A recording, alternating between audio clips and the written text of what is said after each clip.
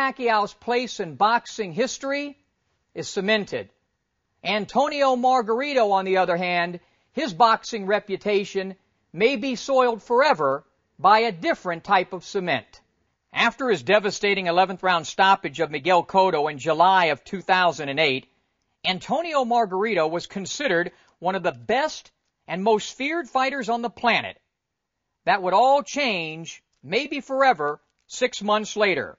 Prior to Margarito's fight with Shane Mosley in January of 2009, Mosley's trainer Nazim Richardson discovered there was a problem with the hand wraps. A California official agreed and ordered Margarito to have his hands rewrapped. Margarito would be destroyed by Mosley. The fight stopped in round 9. Subsequently, the California State Athletic Commission would rule that Margarito's hand wraps contained plaster of Paris. Margarito and his trainer had their boxing license revoked for 1 year. Antonio Margarito would return to the ring on May the 10th, 2010 in Mexico, where he did not need a U.S. boxing license.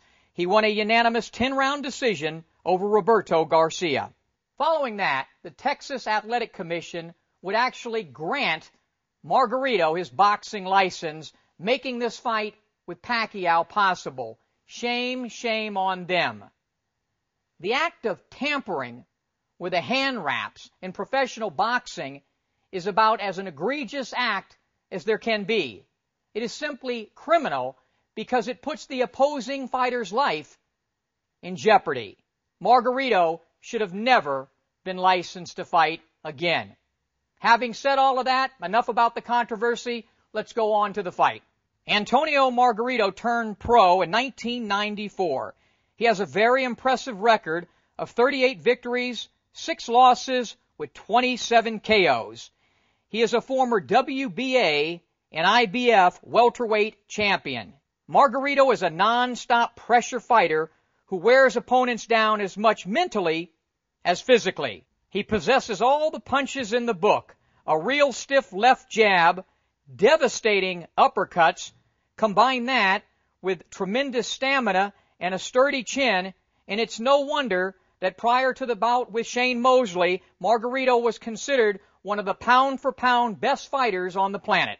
And what may be in this fight his most important attribute is Margarito is an exceptional body puncher. He's ended many fights with a body shot. A little-known tidbit about the Pac-Man Manny Pacquiao. He's only been stopped twice during his illustrious boxing career. Now, both came not only when he was young as a fighter, but even as a man. But both came from body shots.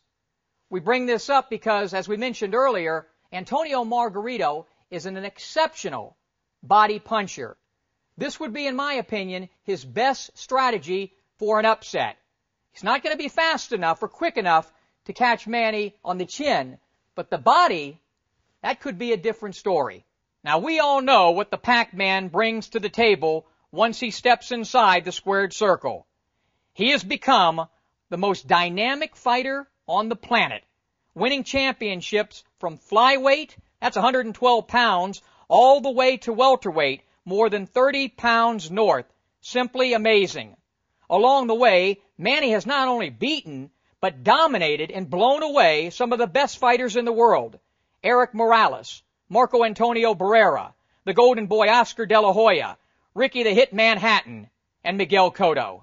Since Pacquiao's last fight and victory over Joshua Clottey, he has captured yet another title, this time not in the boxing ring, but in the political ring in the Philippines. He's now known as Congressman Manny Pacquiao. Could this political appointment become a distraction? Well, you know what? According to his trainer and a guy who should know Freddie Roach, it already has been. Will this enable Margarito to pull off the upset? I don't think so.